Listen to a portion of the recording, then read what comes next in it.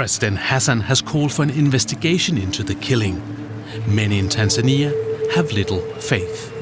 On the line now is Tanzanian opposition figure Tundu Lissu, who joins us from Dar es Salaam. Tundu Lissu, it's a pleasure to have you. Thank you so much for having me, Michael. I want to start by asking you to take us back to the 7th of September 2017, just moments after you realized you might be under attack. What went through your mind?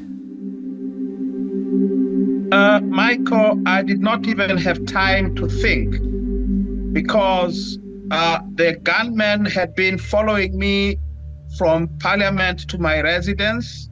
I didn't know they were after my life. I thought they were just ordinary police officers who had arrested me 8 times in the previous year.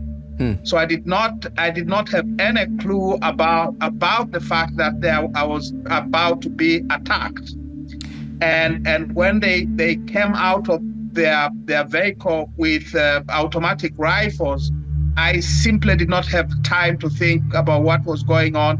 It was just pandemonium and gunfire and all that terrible noise. So I didn't really have time to think. Why are you pursuing legal action against the Tanzanian government and Tigo, the telecommunications company, of course? In other words, what do you hope to get out of this, both for yourself and the country? We have not started the legal proceedings as yet. What I have done is to instruct my lawyers in London to explore the possibilities of legal action in British courts or in American or European courts.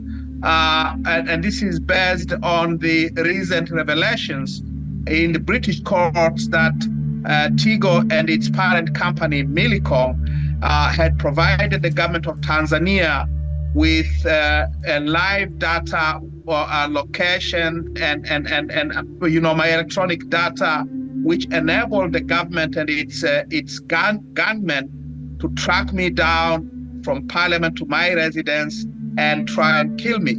So if my lawyers decide that we are going to go to court in Europe or in North America as I wish, the intention would be not only to get justice for myself, but also to get to the bottom of the assassination attempt.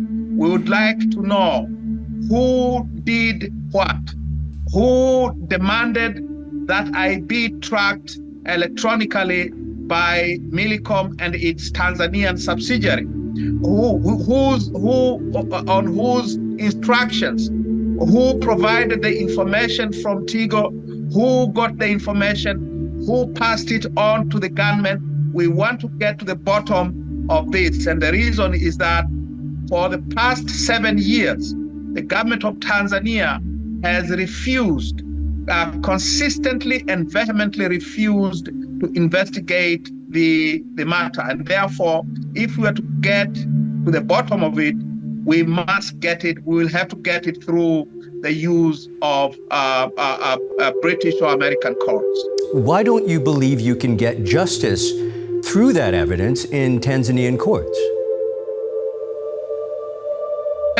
In Tanzania, it is simply impossible. The government of Tanzania has refused to investigate it. The Tanzanian courts to use the same testimony that was given in British courts. Tanzanian courts are not independent. They are under the thumb of the executive, of the president who appoints all the judges.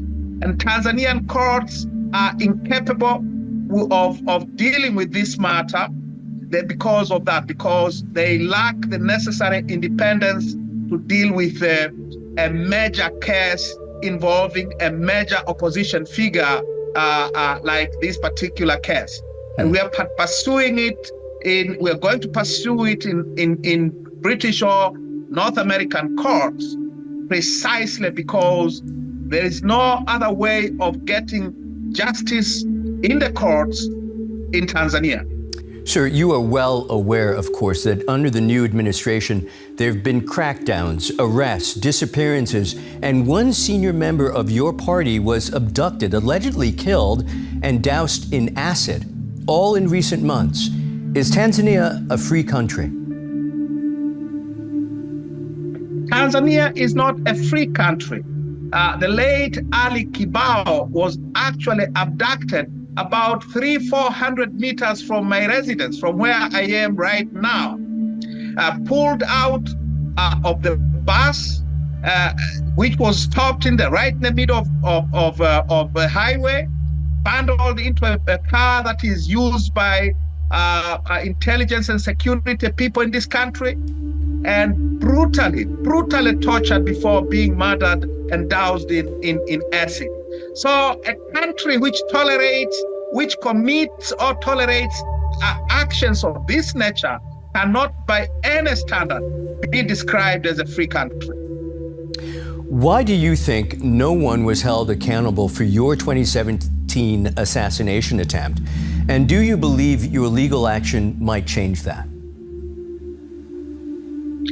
The reason that no one has been held accountable for the attack is because the people who should have taken action to investigate and punish those who did it are the people who authorized it. You see, 2 hours before I was attacked, the then President John Pombe Magufuli stated on live national television that those who opposed his regime's economic policies did not deserve to live. And 2 hours later, I was nearly murdered. So it came directly from the president. And now we know that for the previous 2 weeks, I was under constant surveillance, electronically and through human intelligence. And so it is very clear that those who perpetrated this act had the direct orders of the president, and they cannot, of course, investigate themselves because they are still in power. You appear, sir, to be talking to us quite freely. I'm curious, are you safe in Tanzania? No, I'm not. I'm not safe. Tanzania is not a safe country, and the proof of that assertion is the murder of Mr. Ali Kibao only last month. And yet you chose to go back to Tanzania, and you are still there now. Yes, I did. I believe that this murderous tyranny has to be faced. It has to be opposed. It has to be resisted. And doing it from exile is mighty difficult. And I can tell you that for 5 years that I was in exile, it was very difficult to organize resistance on a national scale against this tyranny. So I'm here because no one is safe. I'm not safe, and millions of Tanzanians are not safe. And precisely because of that, we have to organize resistance in order to deal with this tyranny. Tanzanian opposition figure Tundu Lissu, many thanks, sir. Thank you so much for having me, Michael. We should mention we invited Tanzania's government spokesperson to respond to Mr. Lissu's allegations, but we received no response.